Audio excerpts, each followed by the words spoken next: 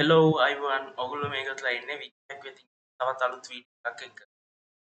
අද මම මේ වීඩියෝ එකකින් කියලා දෙන්න යන්නේ ඔයගොල්ලන්ගේ Google Drive එකේ තියෙන දෙයක් permanently delete වුණා. කොහොමද ඒක නැවතත් ලබා ගන්න කියලා. ඉතින් අද මම මේක ප්‍රැක්ටිකලි කරා. මොකද මගේ යාළුවෙක්ගේ ෆොටෝස් වගේක් delete වෙලා මෑන් ෆොටෝග්‍රැෆර් කෙනෙක් ඉතින් ඒ ෆොටෝස් ටික නැවත ලබා ගන්න මම පාවිච්චි කරපු ක්‍රමය තමයි මේක.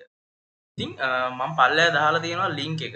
රයිට් ඉස්සෙල්ලාම ඔයගොල්ලෝ ලින්ක් එකට ගියාට පස්සේ මෙන්න මේ වගේ පේජ් එකක් බලා ගන්න පුළුවන්.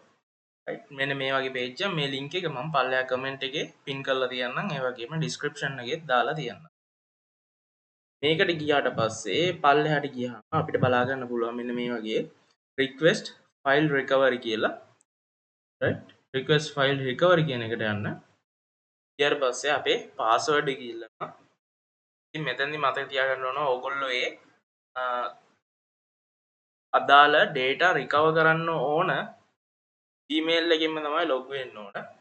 right මේ වගේ select කරලා ඊට පස්සේ ඔයගොල්ලෝගේ password එක ඉල්ලනවා. password එක මේ type කරලා next දෙන්න තමයි තියෙන්නේ. හරි next දුන්නාට පස්සේ මෙන්න මේ වගේ form එකක් එනවා අපේ fill කරන්න. මේ වගේ file recovery කියලා මෙන්න මේ වගේ details ටිකක් අහනවා. ඉතින් කැමති නම් ඔයගොල්ලන්ට මෙන්න මේ වගේ ටික කියවලා බලන්න පුළුවන්. ඉතින් ඒගොල්ලෝ කියනවා ඉස්සෙල්ලාම පොඩ්ඩක් trash එක එහෙම check කරන්න කියලා. ඉතින් මෙතනදී ඒගොල්ලෝ recover කරලා දෙන්නේ අර drive එකේ තියෙන trash එකිනුත් අයින් වෙච්ච ඒවා. ඒ කියන්නේ permanentlyම delete වෙච්ච දේවල්.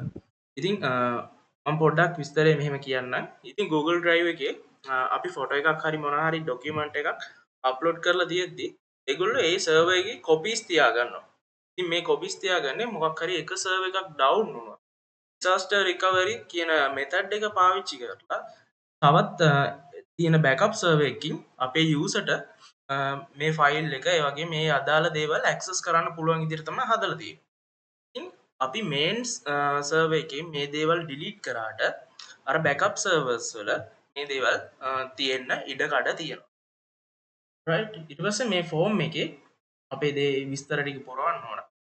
එතෙන්දී අහනවා ඔයගොල්ලෝ දවස් 25කට කලින්ද දවස් 25කට පස්සේද මේ ටික අදාළ ඒවා ඩිලීට් වෙලා තියෙන්නේ කියලා.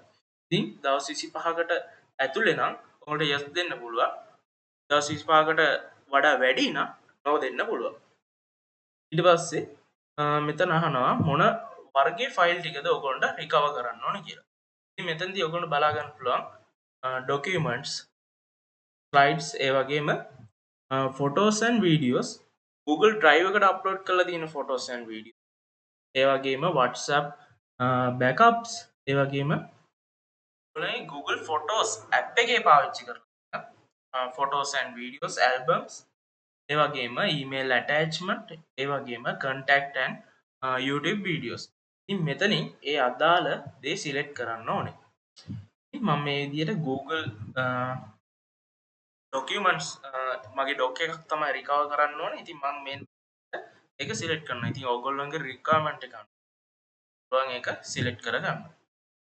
right සිලෙක්ට් කරලා මෙතන agreement එකට tick එක දාලා submit කරන්න තමයි තියෙන්නේ. right submit කරාට පස්සේ ඔයගොල්ලෝගේ email එකට ඒගොල්ලෝ දැනුම් දෙනවා ඒ ටික recover කරලා ඉවර වුණාට පස්සේ. සාමාන්‍යයෙන් පැයක් වගේ යනවා ඒගොල්ලෝ reply එකක් දෙන්න.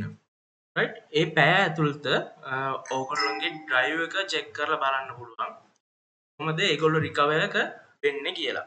ඉතින් පැයක් ඇතුළත කිව්වට පැයක් ඇතුළත තමයි process එක start වෙන්නේ. at least පැය 3ක් වගේ කාලයක් යනවා සම්පූර්ණ recover එක අරන් දෙන්න. ඉතින් මේ වැඩේ කරලා බලන්න ඔයගොල්ලන්ට අවශ්‍යතාවයක් ආවොත් right මේ වගේ වීඩියෝස් තවත් බලන්න මගේ channel එක subscribe කරලා තියාගන්න.